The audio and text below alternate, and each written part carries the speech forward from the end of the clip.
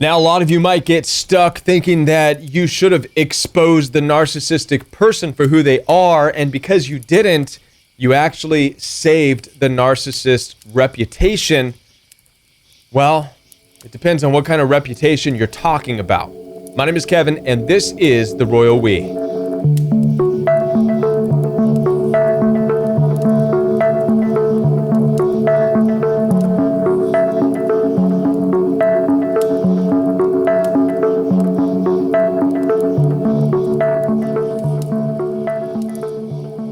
Before I get started in this message, down below in the description box, you will find access to my calendar where we could have one-on-one appointments. In addition to that, you will find access to Royal We Fellowship and Royal We Live Chat. It's all down below in the description box, so head on down there after this message. Now then, we could get stuck thinking that we need to expose the narcissist because by being quiet and by being silent, we're saving their reputation.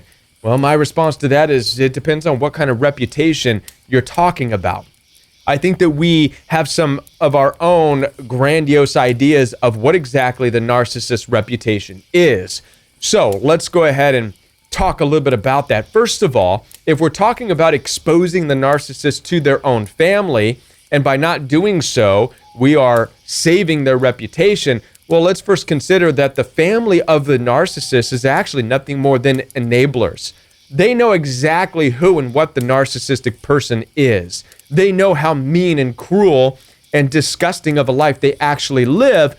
The problem is that they've adapted to it to the point where they've just become enablers. Their mentality, most people who surround the narcissist, their mentality is, if you can't beat them, join them.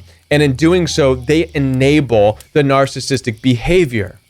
So by trying to expose a narcissist to their own family or to their own friends, you're basically just going to be telling them what they already know, and they're going to look at you as being the silly one. They're basically going to say, you are just trying to start problems. You're not telling us anything we don't know about the narcissist, but we've accepted the narcissistic person for who they are. That's who they are. Why can't you? And therefore, you are the problem, right? Let's talk about work situations. A lot of times, maybe you have been chased out of the work environment, or you've had to move units, or you've had to get out from under a certain supervisor, and you're looking back saying, I should just expose that horrible, nasty boss or supervisor for who they are. And because I didn't expose them, I've saved their reputation. Well, chances are, even in the workplace, that narcissistic person doesn't have a good reputation as being a good person. That's not why they hold that position at work. Nobody will probably even argue with you except they don't want to upset and lose that worker. Why? Because perhaps that narcissistic person actually does a good job at that role, whatever they're doing. And that's all they care about. The rest of the people in the company aren't going to care on a personal level. They, once again, know what you don't, probably, which is don't get too close to that person because they're jerk. They're crazy. They're a psychopath. They're a sociopath. But they happen to do a really good job. And so by trying to expose them, the only thing you're going to be doing, once again, is just making yourself out to be a problem, the silly one, right? And so by not trying to expose them, you've actually done yourself a favor. By just acknowledging, okay, they're crazy. All you're doing is telling yourself, okay, I need to gauge the distance. I need to be able to have an understanding of how close I can be, right? And this is something that everybody else around that narcissist has already discovered. I think that when we look at other people and how they relate to the narcissist, I think that we tend to look at as though the narcissist has impressed them and has made some kind of a great, deep, meaningful connection with these people. And this is why we feel we need to expose the narcissist for how cruel and horrible they are. And that's not true. These other people, the flying monkeys and whatever you want to call them, they don't care. In a way, they're playing the game of narcissism themselves. They don't care about the narcissist.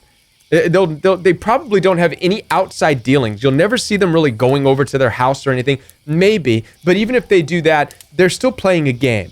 And they're still staying at a distance because they know what you now know, which is that person's crazy. They're narcissistic. They're not allowing themselves to get emotionally attached. That's the one fatal error that you made, is allowing yourself to get emotionally attached. And it's from that place of emotional attachment that you want to expose them. But as I said, as you try to expose them, you're telling the world and the universe what it already knows about that person. It's not new. Sometimes we fall into this trap of feeling like we've stumbled upon something new. Oh my gosh, that person is a narcissist. They're mean. They're horrible. I've got to tell the world. Well, chances are the world, even those around you and that narcissist, already know that. They just adapted to it in a different way. Many of them don't get emotionally involved. And you might be saying, but Kevin, that's not true. They hang out and they are emotional and they look like they're best friends. No. They're simply playing the game with the narcissist. And this is another area, obviously, you're going to say, Kevin, I hate the game. I don't understand the game. I'm there with you. I don't like games at all. I wish there was no such thing as a game. But now that we have been exposed to narcissistic abuse, we understand that when it comes to smear campaigns and creating these people on your sides and this, it is a game. And so what you have to understand is that the people that you are trying to expose the narcissist to already know what you know. They just have adapted to it. Most of them are also happy that they're not the ones being abused. They're not the targets, right? So it's best just to understand that and leave the situation, whether it's family, friends, a job. Don't try to expose them. You're not saying anything new, and you didn't save their reputation. They don't have a reputation to speak of, not the way that you think. The narcissist in the workplace, their only reputation might be that they do a good job. Outside of that, nobody's going to care what you have to say. In the narcissist family, the same thing. You trying to expose them, you're not going to say anything new. They're just going to be mad at you because they're like, dude, we know you're just rocking the boat. We already know. But we're going to stand behind them because we don't want to deal with that aggressiveness in the family. So what I say for you not exposing the narcissist is good job. Don't try, right? I applaud you for holding your mouth, biting your tongue. You don't have to expose the narcissist. Now, if they ever attack you and come into your territory and you want them out, then by all means, expose away. Tell them to get out of here. Tell your people who you care about, saying this person is crazy, don't mess with them. And get the narcissist out. But in the narcissist world where they live and their family and where they've been working, leave them alone. They've established something there, right? Whether it's a good reputation or not, that's their world. One of the things you and I need to understand too is that most narcissistic abuse that we endure comes because we are meddling in their world, right? So we need to stay out because we can never expose the narcissist and their world. Again, they're surrounded by people who already know. But now if a narcissistic person comes into your world, expose away if that's what you want to do, right? Listen, I want to be a part of your healing journey, help you to understand these ideas even further. Down below in the description box, you'll find access to my direct calendar for one-on-one appointments. We could have a phone call, a video call, or a text message consultation. It's up to you. Also in the description box, you will find access to Royal We Live chat every Monday night and Royal We Fellowship, an in-depth Bible exploration every Saturday morning at 9 a.m. It's all down below. Follow me on Instagram @JoinTheRoyalWe, and I'll be back with more videos for you right here on The Royal We.